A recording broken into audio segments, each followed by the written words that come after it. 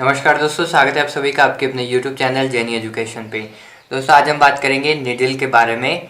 Types of needle, needle कितने प्रकार की होती हैं, इसकी एनाटॉमी के बारे में हम देखेंगे, कौन कौन से पार्ट इसके अंदर है, और हम देखेंगे सिरिंज के बारे में, सिरिंज की एनाटॉमी क्या है और इसके कितने पार्ट्स होते हैं, क्या क्या पार्ट्स होते हैं।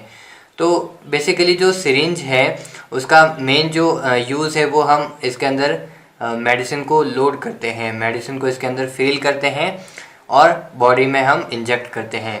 तो जो सिरिंज है इसके बेसिक पार्ट जो हम देखें तो सबसे फर्स्ट है इसका टिप पार्ट। इस टिप पार्ट पर हम ये जो निडल है इसको हम अटैच करते हैं, यहाँ पर निडल अटैच होती है।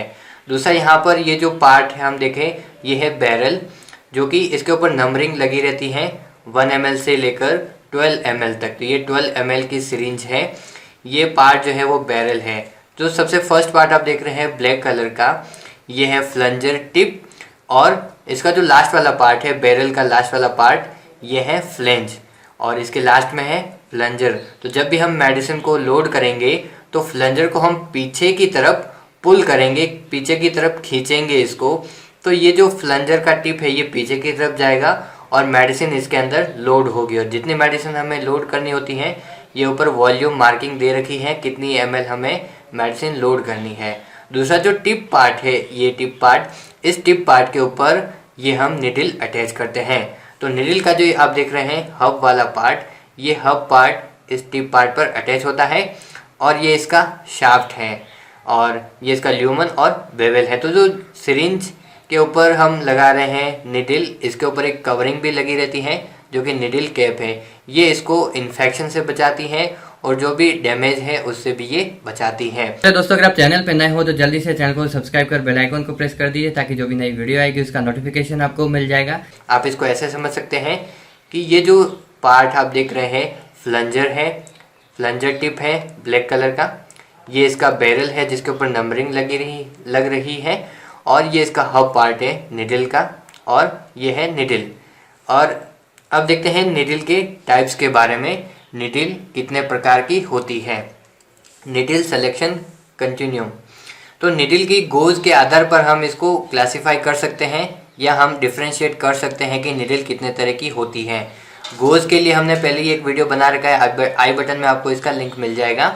निडल के हम बात करें गोज की तो यहाँ पर डिपेंड करता है इंजेक्शन कौन सा हम लगा रहे हैं, आइदर वो हम इंट्रा मस्कुलर इंजेक्शन लगा रहे हैं या इंट्रा डर्मल इंजेक्शन लगा रहे हैं या सबक्यूटेनियस इंजेक्शन लगा रहे हैं। तो अगर हम बात करें इंट्राडर्मल इंजेक्शन की, तो इंट्राडर्मल इंजेक्शन जो कि डर्मिस में लगते हैं, और ये इनकी जो गोज हैं यानी ये कितने नंबर के इंजेक्शन होते हैं, जो यहाँ पर इंजेक्शन के ऊपर जो निडल होती है उसकी गोज के बारे में हम बात कर रहे हैं कि भाई निडल कितने तरह की होती है। तो जो इंट्राडर्मल इंजेक्शन के ऊपर जो निडल लगी रहती हैं उसकी गोज क्या है, ये होती है 26 से लेकर 28 तक। तो ये जो इंट्राडर्मल इंजेक्शन के जो निडल रहेगी वो होगी 26 नंबर, 27 नंबर और 28 नंबर की, ये इसका गोज हो गया।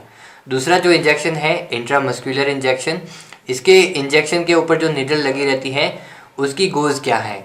इंट्रामस्कुलर इंजेक्शन वो इंजेक्शन होते हैं जो मसल्स के अंदर लगते हैं, मसल्स में ये जो इंजेक्शन लगेंगे उस पर पेन कम होगा, यानी जो मसल्स में इंजेक्शन लगेंगे उसमें दर्द कम होता है। तो इंट्रामस्कुलर इंजेक्शन का जो नंबर होगा, जो निडल का नंबर होगा वो है 26, 27, 28, 29 और 30, यानी ये जो इंट्रामस्कुलर इंजेक्शन के ऊपर निडल लगेगी उसका जो नंबर होगा वो 26 से लेकर 30 तक का होगा। उसके बाद है सबक्यूटेनियस इंजेक्शन।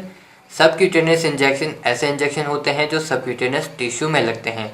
जो आप देख सकते हैं जो डायबिटिक पेशेंट होते हैं वो ये इंजेक्शन लगाते हैं, और उनके लिए जो इंजेक्शन होता है वो ट्यूबरकुलिन सिरिंज होती है, और उसकी जो निडल होती है वो भी छोटी होती है। तो इसका जो सबक्यूटेनियस इंजेक्शन के ऊपर जो निडल लगी रहती है वो निडल कितने नंबर की होगी, ये जो निडल होगी वो सबसे छोटी निडल होगी, ये होगी 19 नंबर से लेकर 27 नंबर तक। 19, 20, 21, 22, 23, 24, 25, 26 और 27। तो सबसे जो छोटी निडल है, जो जिसका गोज सबसे कम है, वो है सबक्यूटेनियस इंजेक्शन। दूसरा जो उससे थोड़ा सा ज़्यादा है वो है इंट्राडर्मल इंजेक्शन। इंट्राडर्मल इंजेक्शन की जो गोज है वो 26 से लेकर 28 तक की है। इंट्रामस्कुलर इंजेक्शन की गोज सबसे ज़्यादा है, तो इसका जो गोज है वो 26 से लेकर 30 तक का है। तो जिसका गोज जब सबसे ज़्यादा होगा, इंट्रामस्कुलर इंजेक्शन में नीडल का गोज ज़्यादा है तो ये जो इंजेक्शन लगेगा तो हमें दर्द भी कम होगा। मसल्स में जब इंजेक्शन लगेगा तो दर्द कम होगा क्योंकि वहाँ पर नर्व की सप्लाई भी कम होगी। अब दूसरा जो पॉइंट है, यहाँ पर हम नीडल को और भी क्लासीफाई कर सकते हैं कि भाई नीडल कितने तरह की होती है। वो है लेंथ।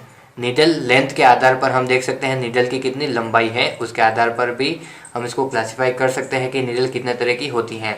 तो सबसे पहले है इंट्राडर्मल इंजेक्शन। इंट्राडर्मल इंजेक्शन जो कि डर्मिस में लगते हैं, और इसकी जो नीडल होगी उसकी नीडल की लेंथ कितनी होगी। इंट्राडर्मल इंजेक्शन की जो नीडल है उसकी लेंथ होगी वो सबसे ज़्यादा होगी, ठीक है।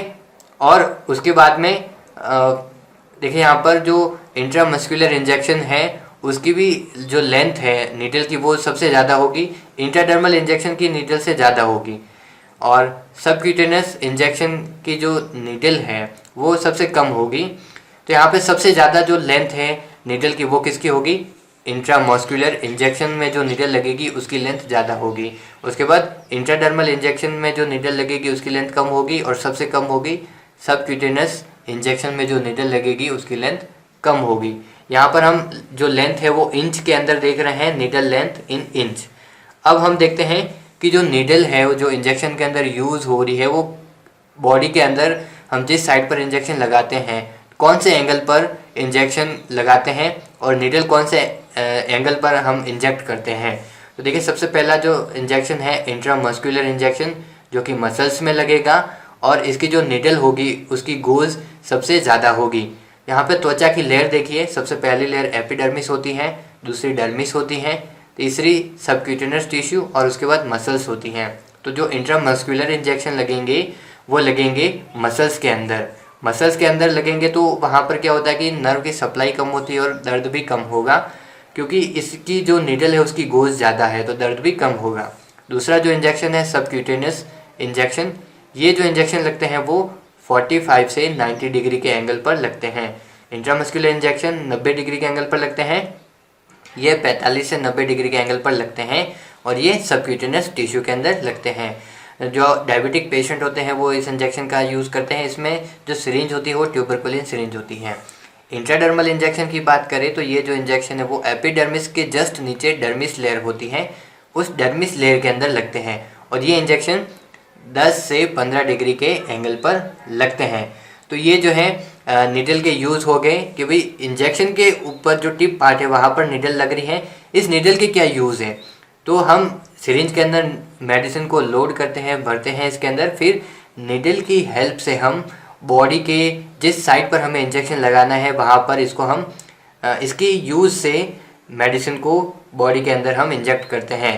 तो इंट्रामस्कुलर इंजेक्शन में यूज़ कर रहे हैं, सबक्यूटेनियस इंजेक्शन में यूज़ कर रहे हैं नीडल को, इंट्राडर्मल इंजेक्शन में इसको यूज़ कर रहे हैं, और अलग अलग एंगल पर ये लगते हैं, 90 डिग्री के एंगल पर, 45 डिग्री के एंगल पर और 10 से 15 डिग्री के एंगल पर।